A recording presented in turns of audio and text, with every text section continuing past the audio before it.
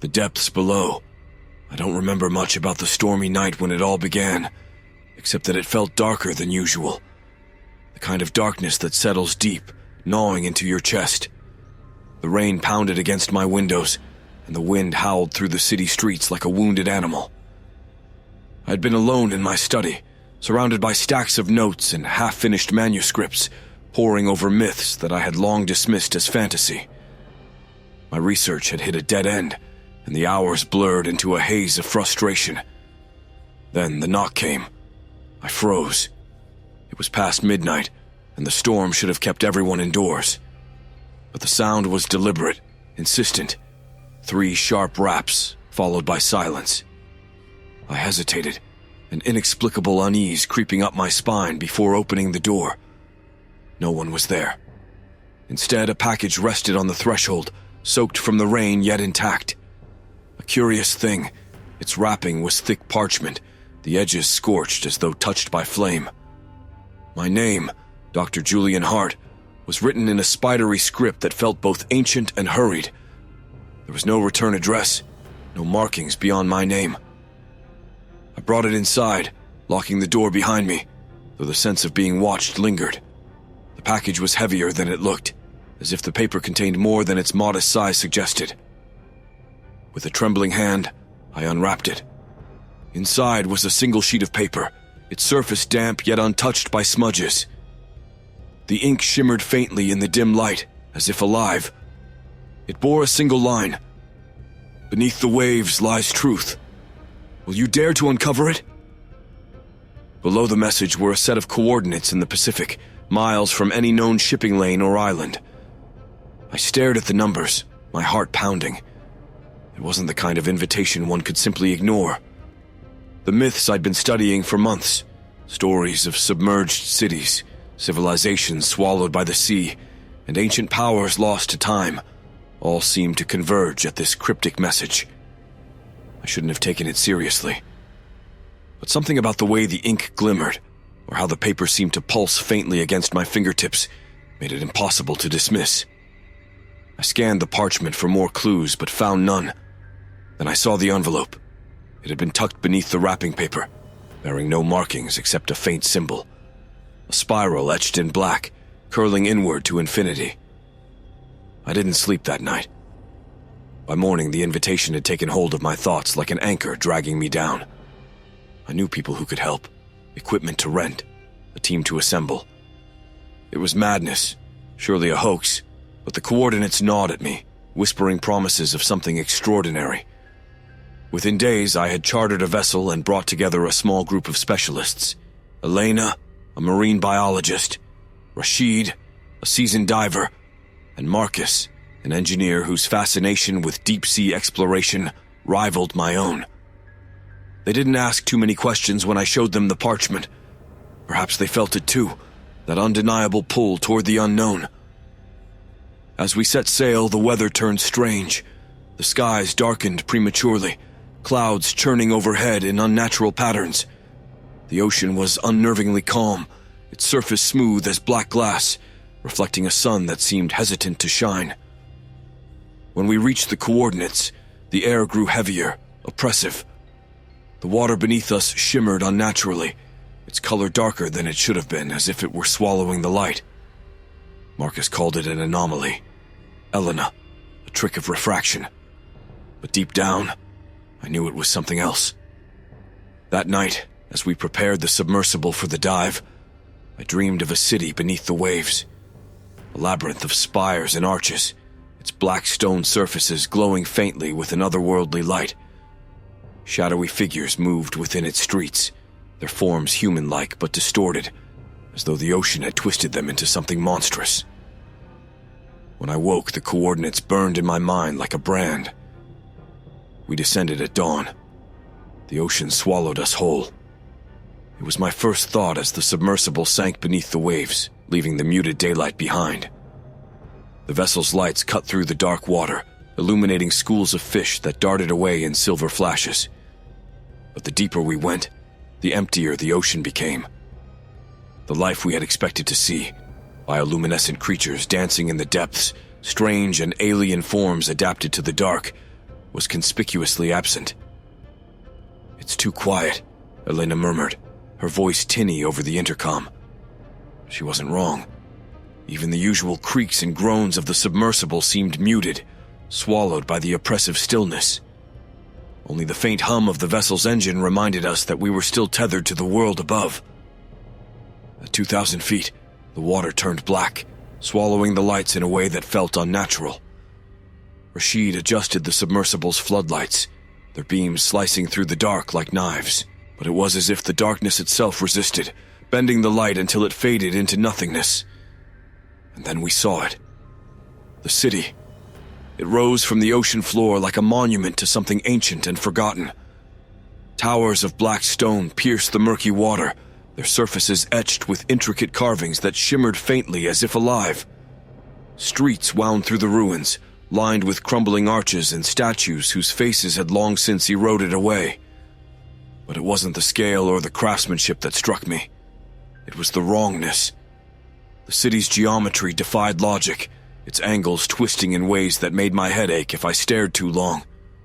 The carvings seemed to shift when I wasn't looking, their patterns coiling and uncoiling like serpents. My chest tightened as we drifted closer, the weight of the water pressing in on me with an almost malevolent intent. "It's incredible," Marcus breathed, his face lit with awe. This changes everything." Elena was less enthusiastic.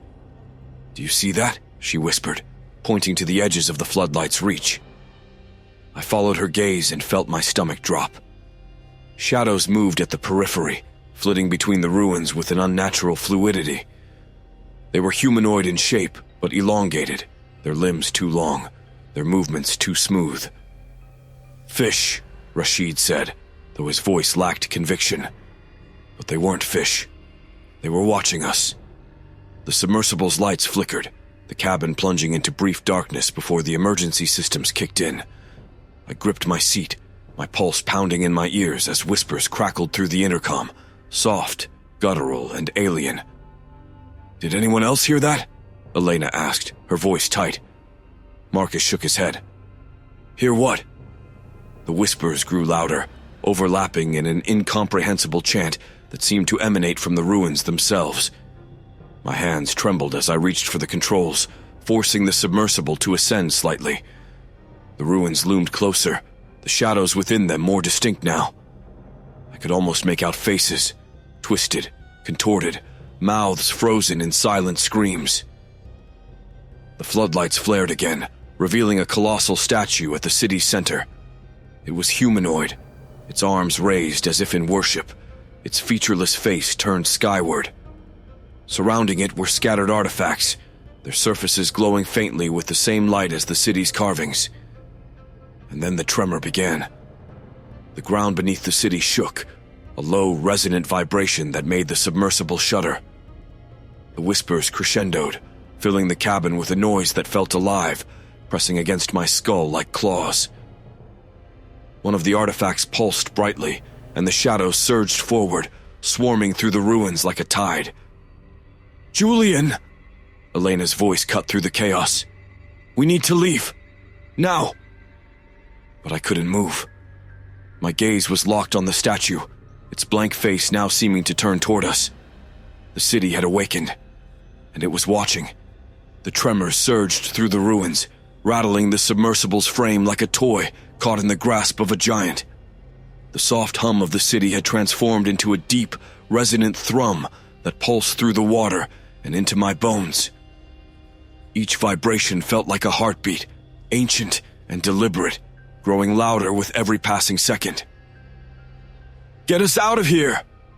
Elena's voice cracked over the intercom, panic stripping away her usual calm demeanor. "I'm trying!" Marcus barked, his fingers flying over the controls.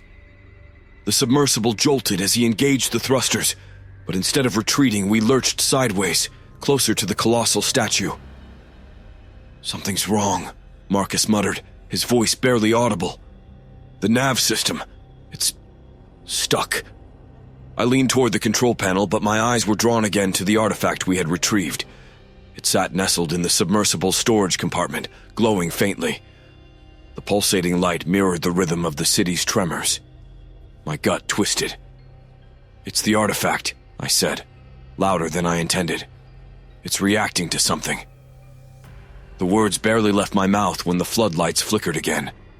For a brief, horrifying moment, the cabin was plunged into darkness. The only light came from the artifact, casting eerie shadows on the walls. And in that moment, I saw them. The shadows outside. The figures had drawn closer, their elongated forms now clearer. Their limbs were too thin, bending in ways that defied human anatomy. Their faces, or what passed for them, were hollow depressions, as though the ocean had carved their identities away. They floated silently just beyond the glass, their movements slow and deliberate, like predators circling prey. The light snapped back on, and the shadows vanished. But they had been real. I could feel it, like a cold hand tightening around my throat. "We need to drop the artifact," I said, my voice shaking. "Whatever this thing is, it's connected to the city. To them." "No," Marcus snapped, his tone defensive. "This could be the find of the century. We're not leaving it behind. Do you not see what's happening?" Elena hissed. "We triggered something. This city isn't just ruins. It's alive, and it doesn't want us here." Before we could argue further, the statue began to move, its arms, once raised in silent worship, now lowered with an agonizing slowness. The water around it shimmered as though charged with electricity, distorting the light and making the scene surreal. The statue's head tilted downward, its blank face seeming to regard us. It shouldn't have been possible. It was stone, lifeless. But there was no mistaking it. It was looking at us. The whispers returned, louder now, filling the cabin with a cacophony of alien voices. They spoke in no language I could recognize, yet their meaning clawed at my mind. Fragments of emotion, rage, sorrow, and an insatiable hunger pressed against my thoughts, demanding entry. I clutched my head, trying to block it out, but the whispers only grew stronger. "It's inside my head!" Elena gasped, her hands trembling as she gripped her seat. I can't think!" Rashid, silent until now, suddenly let out a strangled cry. His eyes were wide, unseeing, as if he were trapped in some private nightmare. He clawed at his helmet, his voice rising to a frantic pitch. "We have to leave!" Marcus shouted, slamming his hand against the controls. The submersible jolted again, and for a moment I thought we were ascending. But then the dashboard lights flared red. "We're sinking," Marcus whispered, his voice laced with dread. "Something's pulling us down." Outside, the shadows swirled closer, their movements synchronized with the city's pulse. They formed a ring around the submersible, their hollow faces staring in unison. It was as if they were waiting for something. Then the artifact pulsed again, and the tremor stopped. The sudden silence was worse than the noise. It was heavy, oppressive, and filled with a sense of anticipation that made my skin crawl. The shadows outside froze, their forms suspended in the water like grotesque marionettes. The whispers ceased, leaving a void that pressed against my ears like static. "What's happening?" Elena whispered, her voice trembling. The answer came as the statue's chest began to split. A jagged seam formed down its torso, black water spilling out in thick, inky tendrils. The seam widened, revealing something alive within. It was a mass of shifting darkness, its surface rippling like liquid obsidian. Eyes, hundreds of them, opened within the blackness, glowing faintly with an unnatural light. They swiveled in unison, fixing their gaze on us. The whispers returned, louder than ever, and this time they carried words. "Release us. Release us." The words reverberated in my mind, each syllable digging deeper, pulling at thoughts I didn't know I had. My hands trembled as I gripped the armrests of my chair, my knuckles white. Around me, the others were frozen, their faces pale and slack. The presence of those words, of whatever was speaking them, was suffocating. "It wants us to do something," Marcus muttered, his voice hollow. "No!" Elena snapped, shaking her head violently. "It's manipulating us. Don't listen to it." The statue's wound gaped wider, the tendrils within writhing like living shadows. They spilled out into the water, moving with an eerie grace as they approached the submersible. The eyes within the darkness followed us, unblinking, their gaze heavy with malice. "We can't let it out," Elena said, her voice trembling. "This thing, it's not human. It's not meant to exist." "Then what do we do?" Marcus shouted, panic creeping into his voice. "We're trapped down here. If we don't—" The tendrils struck the submersible. The impact was thunderous, the entire cabin shaking as though caught in a storm. The lights flickered and the dashboard erupted in a cacophony of alarms. One of the tendrils wrapped around the vessel, its surface pulsating with an unnatural energy. I could feel it, even through the reinforced walls, an overwhelming sense of wrongness, like the touch of something ancient and malevolent. The artifact's glow intensified, its pulse quickening. The whispers grew louder, more insistent, their alien cadence drilling into my thoughts. "Release us, and you will be spared." "Spared from what?" I whispered, though I already knew.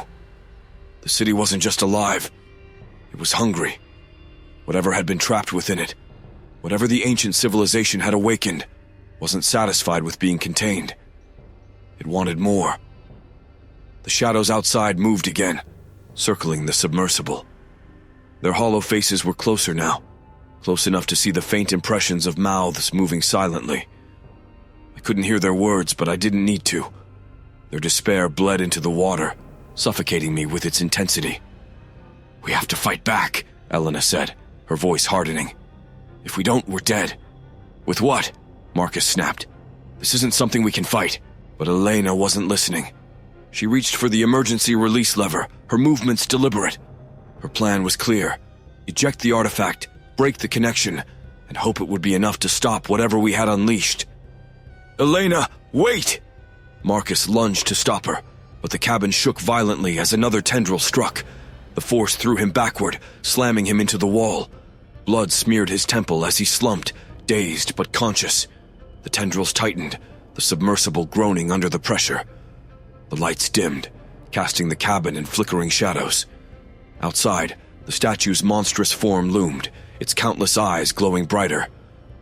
"Elena!" I shouted, but she had already pulled the lever. The storage compartment released the artifact into the water, its glowing form sinking slowly toward the city's depths. The tendrils paused, their movements stuttering as though surprised. For a brief, fleeting moment, I thought we had succeeded. Then the whispers turned to screams. The city came alive. The structures around us began to twist and shift, the black stone warping as though it were flesh. The streets narrowed, their jagged edges closing in. The spires grew taller, their tips sharp as spears pointing accusingly toward us. The shadows surged forward, their forms coalescing into something vast and formless. The artifact pulsed one final time, its glow intensifying before fading completely. And then the statue spoke. "You cannot undo what has been set in motion." Its voice was a storm, a tidal wave of sound that filled the ocean and our minds alike. The submersible shuddered as the tendrils released us, their movements no longer deliberate but frantic, erratic. Whatever we had done, it had only made things worse. The city was awake now, and it was angry. "Julian," Elena said, her voice shaking as the submersible system sputtered. "We have to leave. Now." But as the submersible began its ascent, I knew, deep down, that the ocean would not let us go without a fight. The submersible's ascent was agonizingly slow. The thrusters hummed with strained effort, their vibrations rattling through the cabin. The ocean around us was alive with movement, shadows swirling, tendrils writhing, and the city below pulsing with a malevolent energy. My eyes stayed locked on the display screen, where the depth gauge counted down with excruciating deliberation. Elena leaned forward, her breath fogging the glass of her helmet. "Faster, Marcus! We're not going to make it!" I'm pushing everything this thing's got, Marcus snapped, his voice trembling. His bloody temple glistened under the flickering cabin lights, but he didn't wipe it away. His focus was fixed on the controls, his hands shaking as he tried to coax more speed from the damaged thrusters. Then, the whispers returned. They were no longer distant murmurs, but full, resounding voices that filled the cabin, coming from nowhere and everywhere at once. They spoke in that incomprehensible language, the syllables sharp and guttural, scraping at my mind. I clutched my head, my thoughts unraveling under their assault. The voices were filled with rage and despair, but worse than that was the hunger, a deep, primal need that had nothing to do with sustenance. They don't want us to leave, Elena whispered, her voice brittle. Her hands clutched her seat's armrests so tightly her knuckles were white. They need us. The shadows outside coalesced into forms, dozens of them now, floating just beyond the submersible's lights. Their hollow faces were clearer, more defined, and their mouths moved in unison, though the words they spoke didn't reach my ears. They pressed closer, their limbs impossibly long, bending and twisting in ways that made my stomach churn. Their movements weren't erratic anymore. They were purposeful, and they were closing in. We're not going to make it, Marcus muttered under his breath, his voice barely audible. It's too far. A loud bang echoed through the cabin, and the submersible jolted violently. Elena screamed, clutching her harness, and I gripped my seat as the vessel tilted sharply to one side. One of the tendrils had found us again, its inky form wrapping around the submersible like a constrictor. The lights flickered and dimmed, and the temperature dropped so quickly that frost formed on the cabin windows. "No, no, no!" Marcus shouted, his hands frantically adjusting the controls. The thrusters whined, their output dwindling as the tendril tightened, its pressure like a vice crushing the life from the vessel. The cabin groaned, a sound like the last breath of something dying. The depth gauge stopped. We were no longer ascending. The whispers rose to a crescendo, and my vision blurred as images flooded my mind. The city's inhabitants performing rituals in the shadow of the statue, their faces twisted with desperation. They were worshipping the thing within the stone, feeding it their own essence in a futile attempt to contain its hunger. I saw their final moments as the city collapsed under the weight of the ocean, dragging their broken bodies into the abyss. The realization hit me like a physical blow. "They're not alive," I said, my voice trembling. "Those shadows, they're not people. They're what's left. Echoes of the ones who tried to keep it locked away." "Then why are they coming after us?" Elena demanded, tears glistening in her wide, terrified eyes. "They don't want us to escape," I said, swallowing hard. "Because if we do, we'll take it with us." As if in response to my words, the artifact began to glow again. It was faint, barely visible, but the pulsing light was unmistakable. It throbbed in time with the whispers, its rhythm chaotic and frenzied. The tendrils outside jerked violently, their movements erratic, as though they were reacting to the artifact's resurgence. "We have to get rid of it," I said, unbuckling my harness. "No," Marcus shouted, his voice filled with panic. "If you open the hatch, we'll be crushed. We're going to die anyway," I snapped, shoving past him. My legs felt weak, my movements sluggish, as if the very air inside the cabin was growing heavier. The whispers dug into my mind like claws, urging me to stop, to give in, to become one with the abyss. Elena grabbed my arm, her grip firm despite her trembling hands. "What are you going to do?" "I'm going to end this," I said, though the certainty in my voice felt like a lie. "We woke something we weren't meant to find. Now we have to put it back to sleep." I moved toward the storage compartment where the artifact sat, its light flickering weakly. The submersible shuddered again, and another tendril slammed against the hull, sending spiderweb cracks through the glass. The pressure outside was increasing, the water itself seeming to push against us with deliberate malice. My hands hovered over the release mechanism, hesitating. The artifact pulsed, and for a moment I felt its power reach out to me, an offer, whispered in that alien tongue. I couldn't understand the words, but their intent was clear. Join us. become eternal. Elena, I said, my voice barely above a whisper. If I don't make it, you'll make it, she interrupted, her voice fierce. Just do it. I pulled the lever. The storage hatch opened and the artifact tumbled out into the abyss. The tendrils froze, their movements halting as the light from the artifact intensified, becoming blinding. The whispers turned into screams, a deafening cacophony that shook the submersible to its core. My vision blurred, my ears ringing, as the light consumed everything. And then, silence. When I woke, the submersible was rising. Marcus was slumped over the controls, unconscious but breathing, and Elena was beside me, her face pale and streaked with tears. "We're free," she whispered, her voice barely audible. "It let us go." I turned to look out the window. The city was gone, swallowed by the darkness of the ocean. The artifact's light was no more, and the shadows had vanished. But the whispers remained, faint and distant, a lingering reminder of what we had unleashed. We broke the surface at dawn, the sun's light weak and pale against the endless horizon. The crew pulled us from the submersible, their faces pale as they took in our battered forms. I tried to speak, to warn them, but my throat was dry, my voice gone. As I stared out at the ocean, I felt it again. That same pull, that same whisper calling me back. The abyss had remembered me, and it was waiting,